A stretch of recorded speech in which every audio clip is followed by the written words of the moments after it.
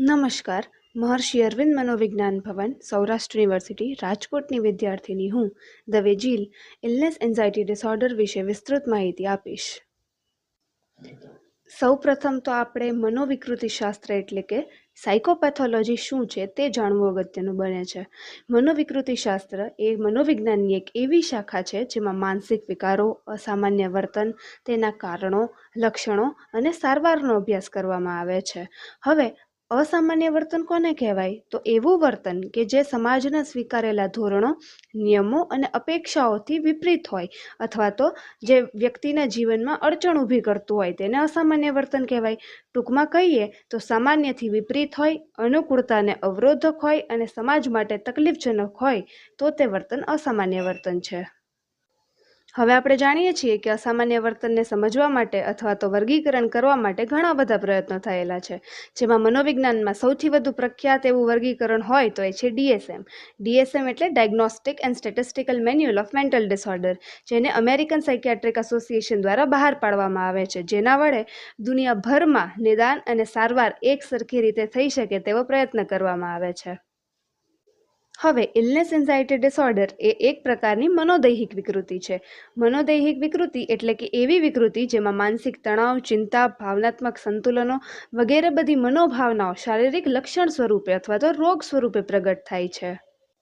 Illness anxiety disorder એટલે કે IAD એક એવી માનસિક સ્થિતિ છે જેમાં વ્યક્તિને સતત એવું લાગ્યા કરે છે કે તેને કોઈ ગંભીર શારીરિક બીમારી છે અથવા તો કોઈ ગંભીર શારીરિક બીમારી આવવાની છે.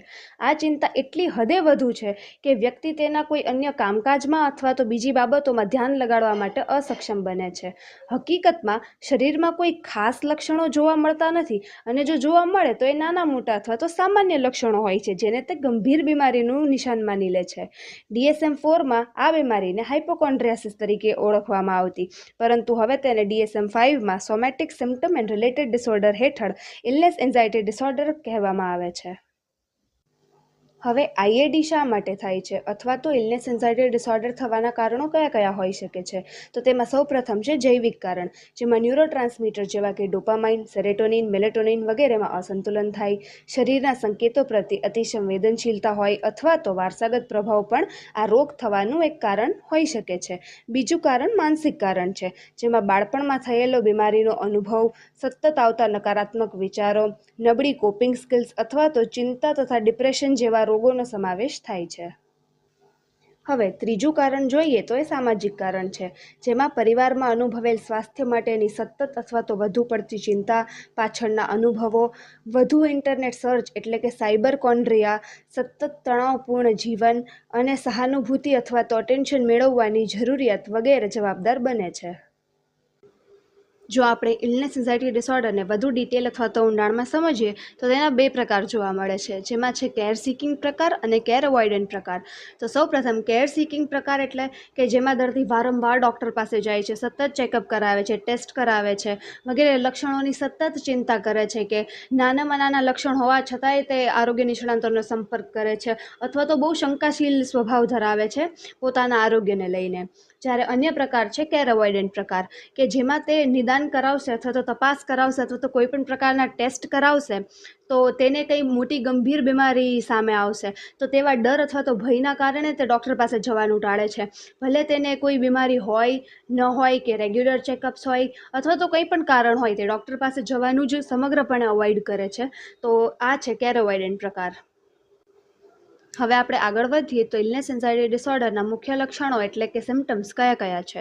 તો સતત ચિંતા અથવા તો મને ગંભીર બીમારી છે એમ માનવું, સામાન્ય કે નાના લક્ષણ જેમ કે માથાનો દુખાવો, થાક લાગવો, તાવ આવવું વગેરેને મોટી બીમારી સમજી લેવી, વારંવાર ડૉક્ટર પાસે જઈને તપાસ કરાવવા છતાં સંતોષનો અનુભવ ન કરવો, ક્યારેક બીમારીથી બચવા માટે ડૉક્ટર પાસે જવાનું જ ટાળી દેવું, ઇન્ટરનેટ પર લક્ષણો અથવા તો બીમારી વિશે સર્ચ કરીને ચિંતાનો અનુભવ કરવો, જેને આપણે સાયબર કોન્ડ્રિયા પણ કહીએ છીએ. ચિંતા અને તણાવના કારણે દૈનિક જીવન, કામ, સંબંધ અને વ્યવસાયમાં પણ વિક્ષેપનો અનુભવ કરવો અને આ બધી બીમારી અંગેની ચિંતા ઓછામાં ઓછા 6 મહિના સુધીનો સતત અનુભવ કરવો વગેરે લક્ષણો જોવા મળે છે. હવે આ તો થઈ લક્ષણોની વાત. ઇલનેસ એન્ઝાયટી ડિસઓર્ડર માટેના DSM-5 અનુસાર 7 નિદાન માપદંડો જોવા મળે છે, જેમાં સૌ પ્રથમ છે ગંભીર બીમારી થવાની સતત ચિંતા અથવા તો ડર. બીજું છે શારીરિક લક્ષણો નથી અથવા તો ખૂબ હળવા છે. ત્રીજું છે સ્વાસ્થ્ય અંગેની ચિંતા, અતિશય ચિંતા અને વારંવાર વિચાર. ચોથું છે વારંવાર ચેકઅપ કરાવવું અથવા તો સંપૂર્ણપણે ચેકઅપ ટાળી દેવું. પાંચમું છે આ ચિંતા ઓછામાં ઓછા 6 મહિના સુધી ચાલુ રહેવી જોઈએ. છઠ્ઠું છે આ ચિંતા દૈનિક જીવન અને તેને સંબંધિત વસ્તુઓમાં વિક્ષેપ ઊભો કરે છે. અને જ્યારે સાતમો માપદંડ છે બીજા વિકાર, જેમ કે somatic symptom disorder, obsessive compulsive disorder, generalised anxiety disorder, આ બધાથી તેને સારી રીતે સમજાવી શકાતી નથી. આમ ઉપર મુજબના માપદંડોથી DSM-5 અનુસાર વ્યક્તિમાં અથવા તો પેશન્ટમાં ઇલનેસ એન્ઝાયટી ડિસઓર્ડરને ડાયગ્નોસ કરી શકાય છે. હવે આ બધી તો થઈ વિકાર વિશેની માહિતી. હવે આપણને એમ થાય તો શું આ વિકૃતિનો ઉપચાર શક્ય છે? તો હા, આ વિકૃતિનો ઉપાય શક્ય છે, જેમાં સૌ પ્રથમ છે મનોવૈજ્ઞાનિક ઉપચાર એટલે કે સાયકોલોજીકલ ટ્રીટમેન્ટ, જેમાં કોગ્નિટિવ બિહેવિયરલ થેરાપી દ્વારા, એક્સપોઝર થેરાપી દ્વારા તથા સ્ટ્રેસ મેનેજમેન્ટ અને રિલેક્સેશન ટેકનિક્સના માધ્યમથી આ રોગનો ઉપાય કરી શકાય છે. હવે અન્ય પદ્ધતિ છે દવાઓ મારફતે એટલે કે મેડિકેશન્સ દ્વારા, જેમાં એન્ટી ડિપ્રેસન્ટ્સ અને એન્ટી એન્ઝાયટી દવાઓથી લક્ષણોને નિયંત્રિત કરી શકાય છે અને સેરોટોનિનના લેવલને સંતુલિત કરીને સામાન્ય જીવન જીવી શકાય છે. ત્રીજી પદ્ધતિ એટલે કે જીવનશૈલીમાં ફેરફાર કરીને અથવા તો લાઇફસ્ટાઇલ મોડિફાય કરીને, તેમાં નિયમિત વ્યાયામ, સંતુલિત આહાર, પૂરતી ઊંઘ અને મેડિટેશન્સ પર વધારે ભાર મૂકીને જીવનશૈલીની ગુણવત્તામાં વધારો કરીને સામાન્ય જીવન જીવી શકાય છે. અને ચોથો ઉપચાર છે સામાજિક સહાયની માધ્યમથી.